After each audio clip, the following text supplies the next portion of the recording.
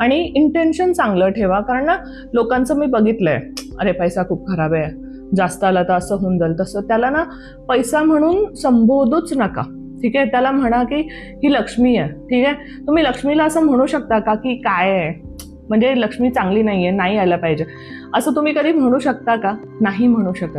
तर नेहमी पैशाला लक्ष्मी म्हणूनच संबोधा, म्हणजे त्याची व्हॅल्यू करताल, रिस्पेक्ट करताल, ठीक आहे.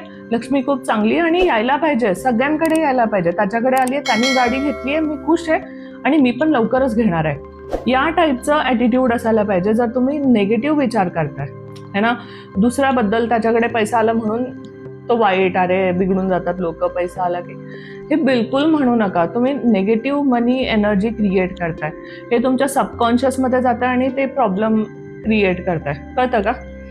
त्यामुळे मग थोडंसं स्वतःमध्ये बदल करा, थोडासा आपल्या मोबाईलमध्ये बदल करा, जो नेहमी